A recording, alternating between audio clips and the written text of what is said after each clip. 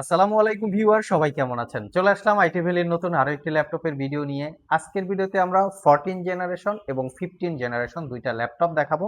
একটা হচ্ছে HP EliteBook series আর একটা হচ্ছে এইচপি প্যাভিলিয়ন 14 প্লাস বা প্যাভিলিয়ন সিরিজ। দুইটা ল্যাপটপই হচ্ছে brand new open box laptop. এই ল্যাপটপগুলোর কন্ডিশন, কনফিগারেশন, ওয়ারেন্টি, ফ্যাসিলিটি এবং প্রাইস নিয়ে আমাদের আজকের ভিডিও। আসুন আমরা ল্যাপটপ দুইটা ডিটেলস একটু দেখে নেই। দুইটা ল্যাপটপই ফুললি মেটাল বিল্ড। এটা হচ্ছে এইচপি এলিটবুকের কোর আলট্রা 5 15 জেনারেশনের ল্যাপটপ। এটা একটা brand new open box laptop, not a single day use. Seal pack অবস্থায় ল্যাপটপটা পারচেস করতে গেলে 2 লাখ টাকার আশেপাশে প্রাইস হয়ে থাকে।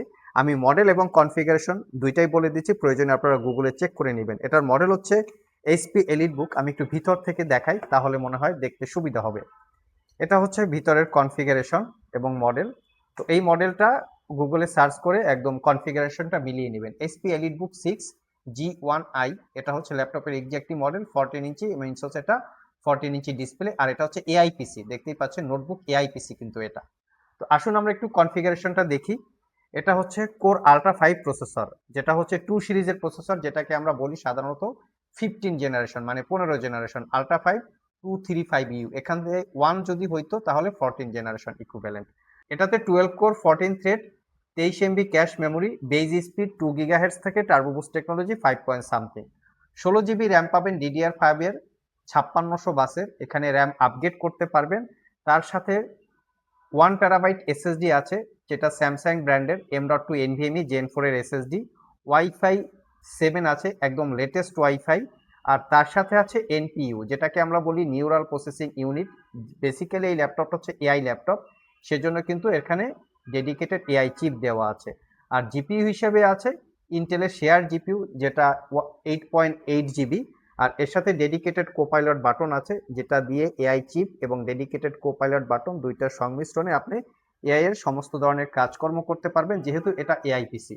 14 ইঞ্চি ন্যারো ব্যাজেলের full HD IPS matte display, fingerprint sensor, backlit keyboard, clickless trackpad এবং এই ল্যাপটপটাতে পলি স্টুডিও সাউন্ড সিস্টেম, যেটা মেনশন করা আছে এখানে।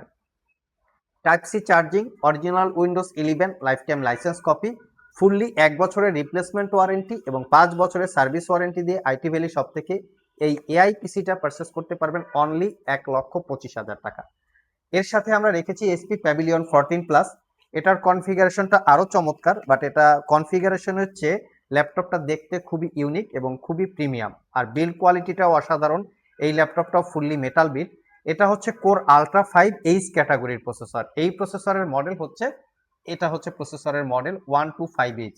আমি একটু এই ল্যাপটপের মডেলটাও আপনাদের সাথে শেয়ার করি, যাতে আপনারা গুগলে চেক করে নিতে পারেন। এই হচ্ছে প্যাভিলিয়ন প্লাস, প্যাভিলিয়ন 14 প্লাস হচ্ছে ল্যাপটপের এক্স্যাক্টলি মডেল। তো প্রসেসর দেখলাম, এখন আমরা একটু দেখি র্যাম কি আছে।